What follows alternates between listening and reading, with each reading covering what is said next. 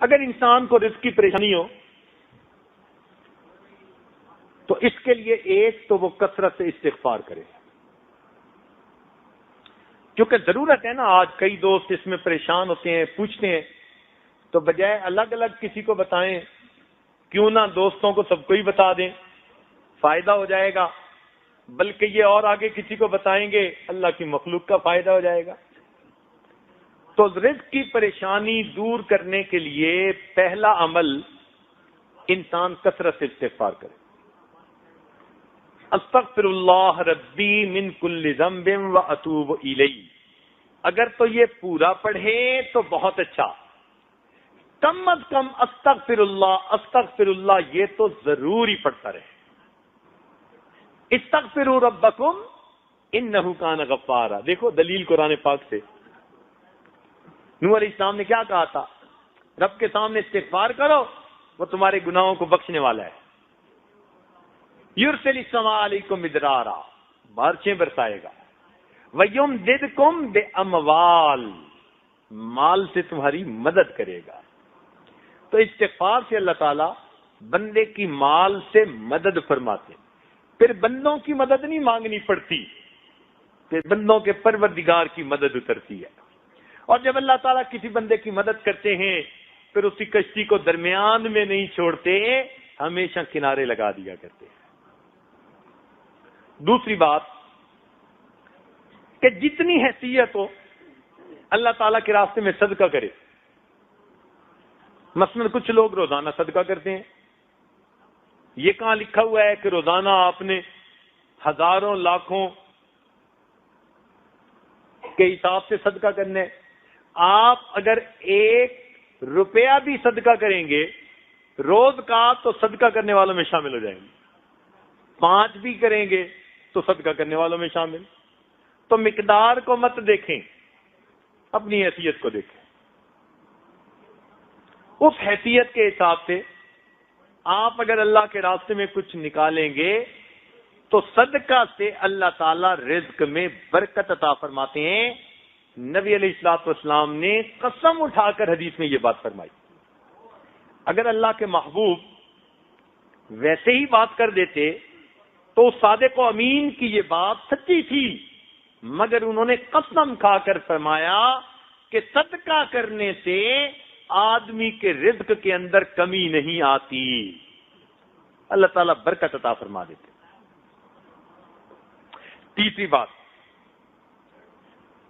کمزوروں کے اوپر احسان کرنے سے. کوئی ہینڈی کیپڈ ہے، بیوہ ہے، یتیم ہے، مسکین ہے، چھپ کے اس کی مدد کرنا، پتہ ہی نہ چلے. صحابہ کرام کے اندر یہ بڑی صفت تھی کہ وہ ایسے کام کرتے تھے اور کسی کو پتہ بھی نہیں چلنے دیتے تھے. چنانچہ سیدنا عمر رضی اللہ عنہ ایک مرتبہ آئے اور انہوں نے آ کر دیکھا کہ حضرت ابوبکر صدیق رضی اللہ تعالیٰ عنہ نے اپنے کام والی جگہ پر ایک رجسٹر رکھا ہوا ہے اور اس پر لکھا ہے کہ فلاں بندہ معذور ہے، حاجت مند ہے، ضرورت مند ہے، اور اس کی خدمت کون کرے گا. آگے اس کا نام بھی لکھا ہوا ہے. سارا رجسٹر دیکھا تو وہ خانے پور دیکھے. ایک جگہ لکھا تھا کہ یہ بیوہ ہے، بوڑھی ہے، اس کے گھر میں جھاڑو دینا ہے اور پانی بھرنا ہے، مگر آگے اس کے خدمت کرنے والے خانے میں کوئی نام نہیں تھا. انہوں نے رجسٹر دیکھا، انہوں نے نیت کر لی اچھا بھائی اس کی خدمت میں کر لوں گا. چنانچہ اگلے دن فجر کے بعد اس کے گھر پہنچے، دروازے پہ دستک دی، اماں میں آپ کی خدمت کے لیے آیا ہوں. انہوں نے کہا جی خدمت کرنے والا تو آیا تھا، وہ خدمت کر کے چلا گیا. اچھا چلو میں کل فجر سے پہلے آ جاؤں گا. اگلے دن عمر رضی اللہ تعالیٰ عنہ تہجد پڑھنے کے بعد فجر سے پہلے ہی اس کے دروازے پر پہنچے کہ میں اس کی خدمت کروں گا، جھاڑو دوں گا، اس کا پانی بھر دوں گا. دستک دی، بڑھیا نے کہا جی کہ وہ تو کوئی آیا تھا، پانی بھی بھر گیا، جھاڑو بھی دے گیا۔ اچھا، وہ بھی عمر بن خطاب تھے۔ کہنے لگے اچھا پھر میں دیکھتا ہوں۔ اگلے دن عشاء پڑھ کے وہ راستے میں ایک جگہ چھپ کے بیٹھ گئے۔ کہنے لگے اب دیکھتا ہوں کون جاتا ہے خدمت کرنے والا۔ آدھی رات، جب گہری رات تھی نا، اس وقت اچانک انہوں نے دیکھا کہ کوئی آہستہ آہستہ قدموں سے اس بڑھیا کے دروازے کی طرف جا رہا ہے۔ ملا نو کھڑے ہو گئے، کہنے لگے من انتا، تو کون ہے؟ یہ پوچھا تو آگے جواب میں امیر المومنین سیدنا صدیق اکبر عنہ کی آواز آئی کہ میں ابو بکر ہوں۔ امیر المومنین آپ؟ کہ ہاں میں اس بڑھیا کی خدمت میں کرتا تھا اور میں نے اپنا نام لکھنا مناسب نہیں سمجھا تھا، اس لیے تمہیں خانہ خالی نظر آیا، ورنہ اس کا پانی تو میں رات کو آ کے بھر دیتا۔ اتنے میں انہوں نے کیا دیکھا کہ امیر المومنین کے پاؤں میں جوتی نہیں تھی۔ تو عمر رضی اللہ عنہ نے پوچھا امیر المومنین رات میں آپ ننگے پاؤں گلیوں میں چل رہے ہیں؟ امیر المومنین نے کہا ہاں، میں جوتا اس لیے نہیں پہنتا، میرے جوتوں کی آواز سے کسی کی نیند میں خلل نہ آ جائے، میرے جوتوں کی آواز سے کسی کی نیند میں خلل نہ آئے، میں رات کو ننگے پاؤں چل کے اس بڑھیا کا پانی بھر دیتا ہوں، اس کے گھر میں جھاڑو دے دیتا ہوں۔ ایسا اللہ کی رضا کے لیے کام کرتے تھے۔ تو ہم بھی اگر کسی پر احسان کریں تو یوں چھپ کے کریں۔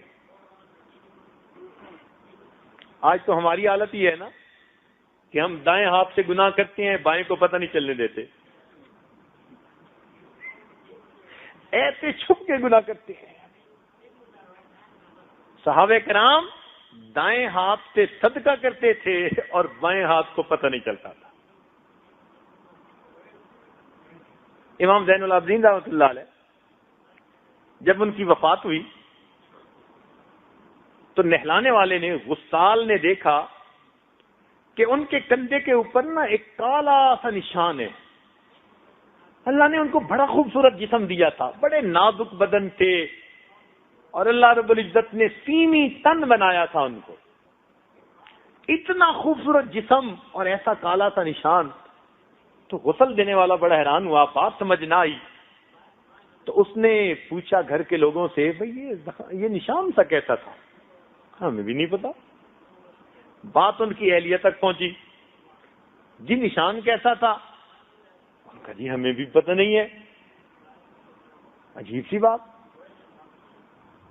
کئی دن گزر گئے، کئی دنوں کے بعد جو بیوائیں تھیں، جو نادار تھے، جو ہینڈی کیپ تھے، ان کے گھروں سے آواز آئی وہ کہاں گیا جو ہمیں پانی پلایا کرتا تھا؟ تب پتہ چلا کہ رات کے اندھیرے میں پانی کی مشق اپنے کندھے پر لے کر ضرورت مند لوگوں کے گھروں میں پانی بھرا کرتے تھے، اور زندگی میں